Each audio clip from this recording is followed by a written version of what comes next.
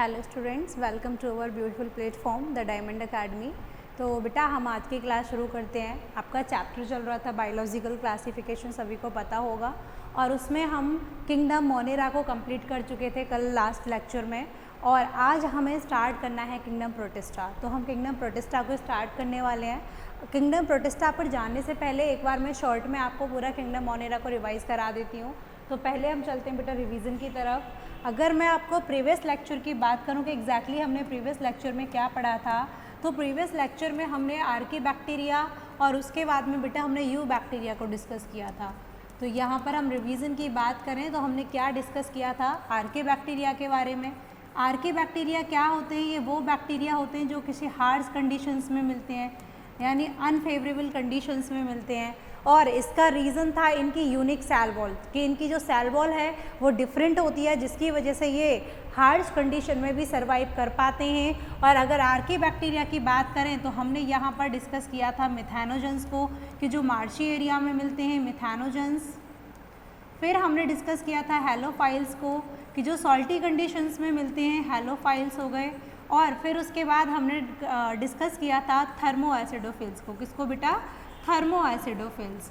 ये हमने डिस्कस किया था लास्ट लेक्चर में। थर्मो एसिडोफाइल्स जो हाई टेम्परेचर की कंडीशंस में मिलते हैं, हेलोफाइल्स हाई सॉल्ट कॉन्सेंट्रेशन वाले रीजन में मिलते हैं, और मिथैनोजेंस जो मार्सी एरिया में मिलते हैं। अगर मैं आपसे मिथैनोजेंस की बात करूं तो ये जो कैटल होते हैं उनकी गट में भी मिलते हैं, क्योंकि मिथैनोजन बैक्टीरिया सेलुलोज के डाइजेशन में हेल्प करता है। ये चीज़ हमने देखी थी।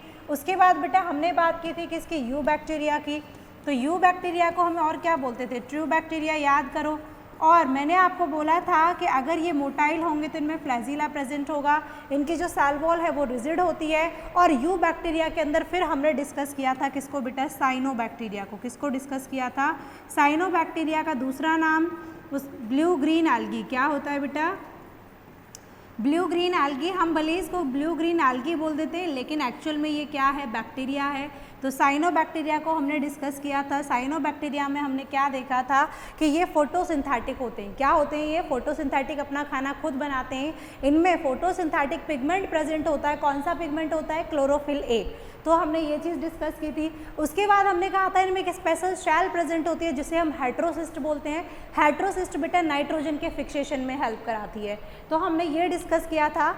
ये इस तरीके से हमने किंगडम मोनेरा को एंड किया था। माइकोप्लाज्मा के बारे में पढ़ा था कि माइकोप्लाज्मा में सेल वॉल प्रेजेंट नहीं होती है, स्मॉलेस्ट है, ठीक है, और डिजीज कॉजिंग है। अब हम चलते हैं आज किंगडम प्रोटिस्टा की तरफ। तो अगर मैं आपको किंगडम प्रोटिस्टा की बात करूं तो देखो हम क्या पढ़ने वाले हैं किंगडम प्रोटिस्टा में? बेसिक फीचर्स को डिस्कस करने वाले हैं। किसको डिस्कस करने वाले हैं? बेसिक फीचर्स क्या क्या होते हैं किंगडम प्रोटिस्टा के। फिर उनका हम क्लासिफिकेशन देखेंगे कि क्या क्या क्लासिफिकेशन है, किस किस तरीके से उन्हें डिवाइड किया है। तो अगर मैं बेसिक फीचर्स की बात करूं तो सबसे पहली चीज़ प्रोटिस्टा, देखो ये क्या है? अब तक हमने क्या पढ़ा था? बैक्टीरिया पढ़ा था। चीज़ों को थोड़ा लिंक करने की कोशिश करना। जब हमने बैक्टीरिया पढ़ा था तो हमने क्या कहा था बैक्टीरिया में? कि ये प्रोकैरियोट्स हैं। क्या है ये? प्रोकैरियोट्स हैं, और सोल मेंबर थे बैक्टीरिया किंगडम मोनेरा के। लेकिन जब हम आते हैं किंगडम प्रोटिस्टा पर तो बेटा ये प्रोकैरियोट्स की जगह ये क्या हो जाते हैं? यूकैरियोट्स। क्या हो जाते हैं? यूकैरियोट्स। ठीक है, यानी ऐसे यूकैरियोट्स क्या होते हैं? ऐसी सेल्स जिनमें न्यूक्लियस मिलता है, वेल डिफाइंड क्या मिलते हैं? ऑर्गेनेल्स मिलते हैं, वेल डिफाइंड न्यूक्लियस मिलता है, मेम्ब्रेन बाउंड ऑर्गेनेल्स मिलते हैं, उनको हम क्या बोलते हैं? यूकैरियोट्स। तो किंगडम प्रोटिस्टा क्या है? यूकैरियोट्स हैं। ठीक है, उसके बाद फिर हमें बात करनी है प्रोटिस्टा में कि ये बेटा क्या है? लिंक है। क्या है ये? लिंक है सभी किंगडम से, यानी ये सभी किंगडम को आपस में लिंक करने की कोशिश करता है, लिंक करता है एग्जैक्टली। यानी किसी साइंटिस्ट के लिए कोई ऑर्गेनिज्म अगर प्रोटिस्टा से रिलेटेड है तो किसी दूसरे साइंटिस्ट के लिए वो प्लांटी से रिलेटेड हो सकता है, एनिमेलिया से रिलेटेड हो सकता है। इसीलिए सभी किंगडम के बीच में ये क्या है? कनेक्टिंग लिंक का वर्क करता है। यानी क्या करता है ये? कनेक्टिंग लिंक का वर्क। ठीक है, अब एक और चीज़ सुनो। यूकैरियोट्स की बात कर रहे थे हम। यूकैरियोट्स में देखो मल्टी सेलुलर आते हैं, यूनिसेलुलर आते हैं। तो क्या किया कि अर्नस्ट हैकल ने जितने भी यूनिसेलुलर थे उन सबको किसके अंदर रख दिया, प्रोटिस्टा के। तो प्रोटिस्टा का एक और फीचर अगर मैं तुमसे डिस्कस करूं तो जितने भी यूनिसेलुलर ऑर्गेनिज्म आएंगे वो हम कहाँ पढ़ेंगे बेटा, प्रोटिस्टा में। कहाँ पढ़ने वाले हैं, प्रोटिस्टा में। बोलो इतना क्लियर है सभी को। अब हम बात करते हैं इसके हैबिटेट की। किसकी बात करते हैं, हैबिटेट की। ये मिलते कहाँ हैं, तो जनरली दीज आर एक्वाटिक। क्या है बेटा, ये एक्वाटिक है, मराइन है, हैबिटेट में भी मिल सकते हैं और फ्रेश वाटर में भी मिल सकते हैं। तो इनका हैबिटेट क्या हो गया, एक एक्वाटिक होते हैं। सेकेंड फीचर हम डिस्कस करते हैं इनका स्ट्रक्चर। अभी देखो हम बेसिक फीचर्स की बात कर रहे हैं, पर्टिकुलर इंडिविजुअल फीचर्स की बात नहीं कर रहे, ये फीचर्स हैं बेसिक, तो ये ध्यान रखना है आपको। अगर मैं स्ट्रक्चर की बात करूं तो these have a well defined nucleus. इनका अभी मैंने बोला क्या होता है, वेल डिफाइंड न्यूक्लियस। क्यों, क्योंकि ये क्या है बेटा, यूकैरियोट्स। क्या है ये, यूकैरियोट्स। बोलो क्लियर है। नेक्स्ट पॉइंट की तरफ मूव करते हैं। Membrane bound organelles are present. Eukaryotes हैं तो जैसे माइटोकॉन्ड्रिया हो गया, गोल्जी बॉडी हो गया, एंडोप्लाज्मिक रेटिकुलम हो गया, इस तरीके के इनमें क्या मिलेंगे, मेम्ब्रेन बाउंड ऑर्गेनल्स। क्या मिलेंगे बेटा, मेम्ब्रेन बाउंड ऑर्गेनल्स मिलेंगे। ठीक है, फिर क्या बोला है नेक्स्ट एंड इम्पॉर्टेंट कि इनमें फ्लैजिला एंड सीलिया प्रेजेंट होते हैं। क्या प्रेजेंट होते हैं बेटा, फ्लैजिला एंड सीलिया प्रेजेंट होते हैं इनमें। किसमें, प्रोटिस्टा की हम बात कर रहे हैं तो इनमें क्या प्रेजेंट होंगे, मूवमेंट के लिए, लोकोमोशन के लिए फ्लैजिला एंड सीलिया प्रेजेंट होते हैं।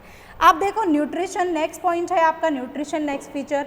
तो इनमें कैसा कैसा न्यूट्रिशन मिलेगा, तो अगर फोटोसिंथेटिक्स है ये, यानी फोटोसिंथेसिस का प्रोसेस हो रहा है तो ये ऑक्सीजनिक होंगे, ऑक्सीजन को लेंगे और क्या करेंगे बेटा, फोटोसिंथेसिस की प्रोसेस करते हैं। अगर मैं बात करूं हेटेरोट्रॉफिक की, अगर मैं आपसे बात करूं हेटेरोट्रॉफिक की, तो ये क्या हो सकते हैं, सिम्बायोटिक हो सकते हैं, और क्या हो सकते हैं बेटा, पैरासिटिक, सैप्रोफिटिक, सैप्रोफाइटिक बोल सकते हो, फिटिक बोल सकते हो।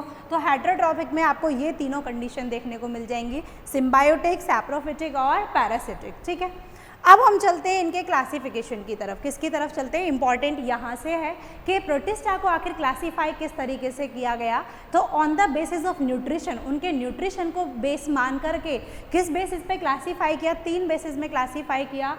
फर्स्ट वन फोटोसिंथेटिक, दूसरा है सैप्रो, यानी न्यूट्रिशन क्या लिया, फोटोसिंथेटिक है या नहीं है, दूसरा सैप्रोफिटिक होंगे या नहीं होंगे, और तीसरा है होलोजोइक होंगे। तो इस बेसिस को मान करके उनमें 5 किंग यानी 5 क्लासेस में उनको क्या किया, क्लासीफाई किया। First one is chrysophyte, second one is dinoflagellate and third one is euglenoids. अगर मैं आपसे बात करूं क्राइसोफाइट्स, यूग्लिनॉइड्स एंड डायनोफ्लैजिलेट्स की, तो बेटा ये तीनों होते हैं क्या, फोटोसिंथेटिक। क्या होते हैं बेटा, फोटोसिंथेटिक। बोलो क्लियर है। जस्ट लाइक एल्गी फोटोसिंथेटिक होते हैं, इतना क्लियर है। उसके बाद अगर मैं फोर्थ क्लास की बात करूं, फोर्थ क्लासिफिकेशन की, तो फोर्थ में आए स्लाइम मोल्ड्स। और स्लाइम मोल्ड्स क्या होते हैं, जनरली सैप्रोफिटिक, यानी दूसरों से अपना न्यूट्रिशन ड्राइव करते हैं, यानी अपने न्यूट्रिशन के लिए दूसरों पर डिपेंड होंगे, दूसरों की बॉडी से क्या करेंगे, अपने न्यूट्रिशन को ड्राइव करेंगे। उसके बाद हम फिफ्थ की बात करते हैं, तो fifth one is protozoa. Protozoa बेटा क्या होते हैं, हेलोजोइक। क्या होते हैं, हेलोजोइक। हेलोजोइक में क्या, हेलोजोइक एक मोड है न्यूट्रिशन का। इसमें क्या होगा, पहले फूड को इनटेक किया जाता है और उसके बाद में फूड को डाइजेस्ट किया जाता है। तो यहाँ पर प्रोटोजोआ क्या करते हैं, पहले अपने फूड को इनटेक करते हैं और उसके बाद उसका क्या करते हैं, डाइजेशन करते हैं। लेकिन जो सैप्रोफिटिक हैं वो क्या करते हैं बेटा, वो पहले अपने फूड का बाहर ही अपनी बॉडी से बाहर डाइजेशन कर लेते हैं और उसके बाद उसमें से न्यूट्रिएंट्स को क्या करेंगे, यानी न्यूट्रिशन को डिराइव करते हैं। बोलो क्लियर है इतना। तो ये क्लासिफिकेशन हो गया। अब 1 बाय 1 हमें इन्हें पढ़ना है। तो सबसे पहले हम डिस्कस करेंगे किसको बेटा, क्राइसोफाइट्स को। किसको डिस्कस करेंगे, क्राइसोफाइट्स को। तो अगर मैं आपसे बात करूं क्राइसोफाइट्स की, चलो पहले इनका क्लासिफिकेशन देखते हैं। प्रोटिस्टा को देखो प्रोटोजोआन में क्लासीफाई किया है, क्राइसोफाइट्स में dinoflagellates, euglenoids and slime moulds. बोलो इतना क्लियर है। चलते हैं अब नेक्स्ट। फर्स्ट है हमारा क्राइसोफाइट्स। क्या डिस्कस करना है हमें, क्राइसोफाइट्स के बारे में डिस्कस करना है। तो क्राइसोफाइट्स बेटा क्या है, जनरली इनको हम क्या बोलते हैं, गोल्डन एल्गी, यानी टर्म यूज़ किया जाता है डेस्मिड्स। डेस्मिड्स मतलब गोल्डन एल्गी, या फिर आप इनको क्या कह सकते हो, डायटम्स। क्या कह सकते हो, डायटम्स। तो ये क्या है, क्राइसोफाइट्स आर द डायटम्स और golden algae, that mean desmids. बोलो क्लियर है। इसके बाद में क्या बोला है, इनका हैबिटेट। तो बेटा इनका हैबिटेट क्या हो सकता है, एक्वाटिक। क्या हो सकता है बेटा, एक्वाटिक। और एक्वाटिक में भी क्या होगा इनका हैबिटेट, मराइन एंड क्या होगा बताओ मुझे, फ्रेश वाटर। ये फ्रेश वाटर में भी मिलते हैं, मराइन वाटर में भी मिलते हैं। तो ये इनका क्या हो गया, एक्वायर्ड हैबिटेट। अब हम बात करते हैं इनकी स्ट्रक्चर की। तो स्ट्रक्चर में हम सेल वॉल को डिस्कस करेंगे, फिर हम डिस्कस करेंगे फ्लैजिला मिलता है या नहीं मिलता है, फिर हम बात करेंगे पिगमेंट की कि इनमें क्या पिगमेंट मिलता है। तो देखो सबसे पहले अगर मैं बात करूं सेल वॉल की, तो सेल वॉल सबसे पहली चीज़ बनी किसकी होती है, तो सेल वॉल बेटा इनमें बनी होती है, सेल वॉल की अगर मैं बात करूं तो सेल वॉल इनमें बनी होती है सेलुलोज की। किसकी बनी होगी बेटा, सेलुलोज की। और किसकी बनी होती है, स्पेशल पॉइंट है याद रखना, हमेशा पूछा जाता है, सिलिका की बेटा। साथ में किसकी बनी होती है, सिलिका की। अगर मैं क्राइसोफाइट्स की बात करूं तो क्राइसोफाइट्स की जो सेल वॉल है वो बनी होगी किसकी, सेलुलोज की एंड सिलिका की। सिलिका बेटा ऐसा सब्सटेंस है कि वहाँ उसको कोई भी एंजाइम डिग्रेड नहीं कर सकता है, उसको कोई भी एंजाइम डिग्रेड नहीं कर सकता है। तो ये क्या होता है, डिपॉजिट हो जाता है डायएटोमिसियस अर्थ की तरह। देखेंगे अभी डिस्कस करेंगे। सबसे पहला पॉइंट हमारा क्या है, सेल वॉल। सेल वॉल बनी है सेलुलोज एंड सिलिका की। देखो मैं स्ट्रक्चर दिखाती हूँ। दूसरा पॉइंट मुझे इसमें क्या ऐड करना है कि ये एक सोप केस होता है ना, जैसे देखा होगा साबुन रखते हैं जिसमें सोप केस होता है, ऊपर से कवर कर देते हैं, तो सोप केस लाइक स्ट्रक्चर होती है इसकी सेल वॉल की। तो देखो अगर मैं ड्रॉ करूं इसकी सेल वॉल को तो कुछ इस तरीके से देखने को मिलेगा। ये अंदर कोई सेल है, पहले कोई सेल ड्रॉ करते हैं, ये अंदर इसमें कोई सेल है और उसके आसपास क्या है बेटा, सेल वॉल। ये सेल है, ये उसका न्यूक्लियस है, ठीक है। तो ये इसके आसपास अब क्या बनानी है, हमें इसको सेल वॉल ड्रॉ करनी है। तो सेल वॉल की बात करूँ तो देखो जैसे सोप केस होता है ना, फिट हो जाते हैं आपस में आकर के उसके दोनों पार्ट, वैसे ही यहाँ पर जो है सिलिका की सेल वॉल बनी हुई होगी, यानी सिलिका और सेलुलोज की। और क्या होगा, ये पूरा सेलुलोज का कंपोजिशन है और इसमें क्या होगा, ये सेलुलोज के इस तरीके से लेयर्स मिलेंगी। देखो तो ये क्या हो गया, सेलुलोज और सिलिका की सेल वॉल। बोलो क्लियर है। अब सुनो ध्यान से, अब हम बात करते हैं नेक्स्ट फीचर, वो है फ्लैजिला। अगर मैं फ्लैजिला की बात करूं तो बेटा इनमें फ्लैजिला जनरली क्या रहता है, एब्सेंट। क्या रहता है, फ्लैजिला इनमें एब्सेंट रहेगा। देखो फ्लैजिला क्या रहेगा, एब्सेंट, यानी इनमें फ्लैजिला नहीं मिलता है। अब अगर मैं इनमें बात करूं मूवमेंट कि आप कहोगे मैम इनमें मूवमेंट कैसे होता है, ये मूवमेंट कैसे करते हैं, तो इनके मूवमेंट के लिए movement occur by water streams, water streams के थ्रू होगा, वाटर करंट्स के थ्रू। और उस मूवमेंट को हम क्या कहते हैं, प्लांकटोनिक मूवमेंट। क्या बोलते हैं बेटा, प्लांकटोनिक मूवमेंट। प्लांकटोनिक मूवमेंट क्या बोलते हैं, प्लांकटोनिक मूवमेंट। तो ठीक है, यानी फ्लैजिला इनमें नहीं होते, मूवमेंट वाटर स्ट्रीम्स के थ्रू होता है और उसको बेटा हम क्या बोलते हैं, प्लांकटोनिक मूवमेंट। क्या बोलते हैं, प्लांकटोनिक मूवमेंट। बोलो क्लियर है। नेक्स्ट बात करते हैं, नेक्स्ट फीचर है पिगमेंट। किसकी बात करते हैं, पिगमेंट। तो बेटा फोटोसिंथेटिक है, याद करो अभी मैंने आपको बताया था, क्या बताया था कि देखो फोटोसिंथेटिक न्यूट्रिशन के बेस पर हमने क्लासीफाई किया था। फोटोसिंथेटिक है तो कौन सा पिगमेंट प्रेजेंट होना चाहिए, खुद से सोच के बताओ, क्लोरोफिल ए। क्या प्रेजेंट होना चाहिए, क्लोरोफिल ए। तो इनमें कौन सा बेटा प्रेजेंट होता है पिगमेंट, क्लोरोफिल ए प्रेजेंट होता है। बताओ क्लियर है। इसीलिए इनको क्या बोलते हैं कि ये क्या है, फोटोसिंथेटिक्स हैं। बोलो क्लियर है यहाँ तक। अब सुनो ध्यान से। अच्छा चलो ठीक है, अब हम नेक्स्ट पॉइंट की तरफ चलते हैं, न्यूट्रिशन। किसकी बात करते हैं, न्यूट्रिशन। तो बेटा इनमें न्यूट्रिशन कैसा मिलेगा बताओ मुझे। फोटोसिंथेटिक है तो कैसा मिलेगा, ऑटोट्रॉफिक। क्या है ये, ऑटोट्रॉफिक है, ठीक है, खुद बनाते हैं खाना। फोटोसिंथेटिक है तो न्यूट्रिशन किस बेसिस पर, यानी फोटोसिंथेटिक्स है। क्या है ये, फोटोसिंथेटिक, ठीक है। अगर हमने न्यूट्रिशन की बात की तो ये क्या है, जनरली फोटोसिंथेटिक हैं, अपना खाना खुद बनाते हैं। यानी और क्या कह सकते हो, इसके लिए आप एक टर्म यूज कर सकते हो, they are chief producer in ocean. क्या कह सकते हो, they are chief producer, they are chief producer in oceans. Oceans में ये क्या है बेटा, चीफ प्रोड्यूसर है, सबसे ज़्यादा यही किसमें, फोटोसिंथेसिस में हेल्प करते हैं। अब हमारा नेक्स्ट पॉइंट है रिप्रोडक्शन। रिप्रोडक्शन कैसा मिलेगा, देखो हमने बैक्टीरिया में भी बात की थी रिप्रोडक्शन की, वहाँ पर क्या था, बाइनरी फिजन के थ्रू क्या हो रहा था, डिवाइड हो रहे थे बैक्टीरिया। तो यहाँ पर भी बेटा क्या मिलेगा, असेक्सुअल रिप्रोडक्शन देखने को मिलेगा आपको। और असेक्सुअल रिप्रोडक्शन में भी बात करूँ तो यहाँ पर कौन सा मिलेगा, वही बैक्टीरिया की तरह सेम क्या मिलेगा बेटा, बाइनरी फिजन। क्या मिलेगा, बाइनरी फिजन। बोलो क्लियर है इतना। अब हम कुछ इंपॉर्टेंट पॉइंट्स को डिस्कस करते हैं। ये बहुत इंपॉर्टेंट है, याद रखना है। मैं स्टार लगा देती हूँ कि ये आपको याद होने चाहिए, इनको नहीं भूलना है। तो देखो, अगर मैं कुछ इंपॉर्टेंट पॉइंट्स की बात करूं क्राइसोफाइट्स के, तो they are cheap producer in oceans. ये तो हम पहले ही लिख चुके हैं, चीप प्रोड्यूसर्स होते हैं। उसके बाद सिलिका इज इंडिस्ट्रक्टिबल। अभी मैंने कहा जो इनकी सेल वॉल होती है सिलिका और सेलुलोज की बनी होती है। सिलिका क्या होती है बेटा, इंडिस्ट्रक्टिबल होती है, because no enzyme can destroy it. इसको कोई भी एंजाइम डिस्ट्रॉय नहीं कर सकता।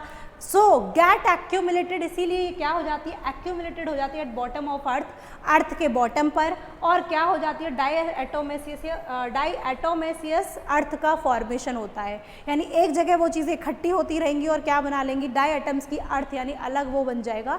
डाई एटम्स का पूरा ग्रुप कलेक्ट होकर के क्या बन जाएगी, डाईएटोमेसियस अर्थ।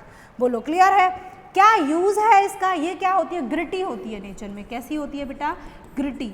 ठीक है, तो ये यूज़ किस किस में होता है, use in filtration of oil, polishing में, सिरप मेकिंग में, बहुत सारी चीज़ों में इनका यूज़ होता है। तो ये इनका कमर्शियल यूज़ हो गया। हमने बात करी किसकी बेटा, क्राइसोफाइट्स की। आई होप सबको क्राइसोफाइट्स क्लियर होगा। एक बार मैं रिकॉल करा देती हूँ। अगर मैं क्राइसोफाइट्स की बात करूँ तो इनको हम क्या बोलते हैं, डेस्मिड्स और डायटम्स। डेस्मिड्स मतलब गोल्डन एल्गी। हैबिटेट इनका क्या होगा, एक्वाटिक जनरली, और मेराइन और फ्रेश वाटर दोनों में मिलते हैं। स्ट्रक्चर सेल वॉल की बात करें तो सेलुलोज और सिलिका की बनी हुई है। ठीक है, उसके बाद अगर मैं बात करूं तो सोप केस लाइक स्ट्रक्चर होती है, जैसे दोनों आपस में आके बॉक्स फिट हो जाते हैं, इसी तरीके से यहाँ पर सोप केस की तरह ये दोनों बॉक्स आकर के फिट हो जाएंगे। अब हम बात करते हैं फ्लैजिला की। फ्लैजिला एब्सेंट होता है, इसलिए मूवमेंट किसके थ्रू होता है, वाटर करंट्स के थ्रू, और उसको हम क्या बोलते हैं, प्लैंक्टोनिक मूवमेंट। क्या बोलते हैं बेटा, प्लैंक्टोनिक मूवमेंट। पिगमेंट की बात करूँ तो क्लोरोफिल ए मिलता है। न्यूट्रिशन की बात करें तो फोटोसिंथेटिक हैं, चीप प्रोड्यूसर्स हैं ओशियंस में। रिप्रोडक्शन असेक्सुअल होगा, जनरली क्या मिलता है, बाइनरी फिजन मिलता है। अब मैं बात करूँ इंपॉर्टेंट पॉइंट्स की, तो इनकी सिलिका इंडिस्ट्रक्टिबल होती है, कोई एंजाइम इसको डिग्रेड नहीं कर सकता, इसीलिए डायएटोमेसियस अर्थ का फॉर्मेशन करते हैं। बोलो क्लियर है सभी को। कमर्शियल यूज़ देख लिया हमने क्या क्या, filtration of oil, polishing, syrup making, ये सब क्या हो गया, इनका कमर्शियल यूज़ हो गया। अब हम चलते हैं नेक्स्ट टॉपिक की तरफ, एंड दैट इज़ डायनोफ्लैजिलेट्स। अब हम किसको डिस्कस करते हैं, डायनोफ्लैजिलेट्स को। तो अगर मैं डायनोफ्लैजिलेट्स की बात करूं, देखो डायनोफ्लैजिलेट्स की बात करूं तो इनका हैबिटेट क्या होगा बेटा, ये मराइन होते हैं। क्या होते हैं ये, मराइन हैबिटेट में मिलेंगे। कहाँ मिलेंगे, मराइन में। ठीक है, मैरिन बोल सकते हो, मैरिन हैबिटेट में मिलते हैं। स्ट्रक्चर की बात करूँ तो इनकी जो सेल वॉल है वो बनी होती है बेटा सेलुलोज की स्टिफ प्लेट की, यानी सेलुलोज स्टिफ प्लेट की होती है, यानी बहुत स्टिफ होती है। और लॉन्गिट्यूडनल, और साथ में क्या मिलेगा उनमें, लॉन्गिट्यूडनल एंड ट्रांसवर्स ग्रूव देखने को मिलते हैं। जैसे अगर मैं बात करूँ, ये सेल वॉल है तो इसमें इस तरीके से स्ट्रक्चर्स प्रेजेंट होंगे, देखना सुनना ध्यान से, कुछ इस तरीके की स्ट्रक्चर्स प्रेजेंट होंगी। तो इनमें लॉन्गिट्यूडनल एंड ट्रांसवर्स क्या मिलेंगे बेटा, इनमें ग्रूव देखने के लिए मिलते हैं। यानी जहाँ पर सेल ग्रूव मतलब यहाँ पर सेल वॉल प्रेजेंट नहीं होती है, इस रीजन में सेल वॉल प्रेजेंट नहीं होती है। नेक्स्ट टॉपिक है फ्लैजिला। स्ट्रक्चर में क्या इनमें फ्लैजिला देखने को मिलेगा, बिल्कुल मिलता है। दो फ्लैजिला मिलते हैं, एक लॉन्गिट्यूडनल और एक ट्रांसवर्स फ्लैजिला, एक लॉन्गिट्यूडनल और एक ट्रांसवर्स फ्लैजिला। अब बात करते हैं पिगमेंट की। तो पिगमेंट बेटा इनमें जनरली तो क्या होता है, क्लोरोफिल ए प्रेजेंट होता है। क्या होता है, क्लोरोफिल ए प्रेजेंट होता है। साथ में रेड कलर प्रोवाइड करने के लिए, यानी इनमें कई सारे कलर देखने को मिल सकते हैं। जनरली आपकी एनसीईआरटी ने बात की रेड टाइड्स की, रेड कलर की, तो रेड कलर प्रोवाइड करने के लिए कौन सा पिगमेंट मिलता है, आर फाइक्रोएरिथ्रिन। आर फाइक्रोएरिथ्रिन, ठीक है, ये क्या प्रोवाइड करता है, रेड कलर। क्या प्रोवाइड करता है, रेड कलर, जो रेड टाइड्स बनाने में हेल्प करता है। अब हम बात करते हैं स्टोरेज। तो फूड किस फॉर्म में स्टोर होगा, स्टार्च की फॉर्म में इनमें फूड स्टोर होता है। नेक्स्ट टॉपिक की बात करते हैं न्यूट्रिशन। न्यूट्रिशन कैसा मिलेगा, ऑक्सीजेनिक न्यूट्रिशन होगा।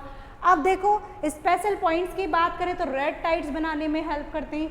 इनमें ये क्या करते हैं, जैसे गोनियोलेक्स, जैसे एग्जाम्पल है आपका गोनियोलेक्स,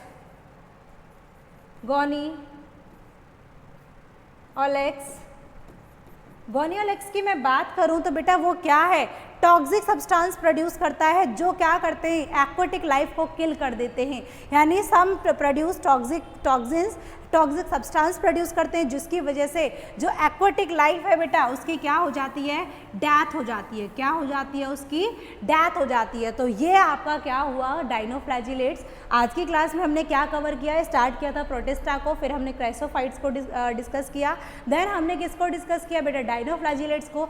अब इसके बाद यूग्लिनॉइड्स को, स्लाइमोइड्स को, प्रोटोजोआ को हम नेक्स्ट क्लास में डिस्कस करेंगे।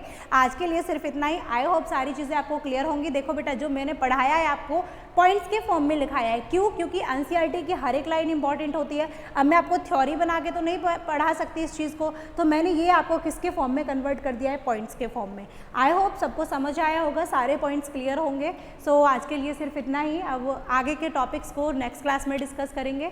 So thank you students and keep studying.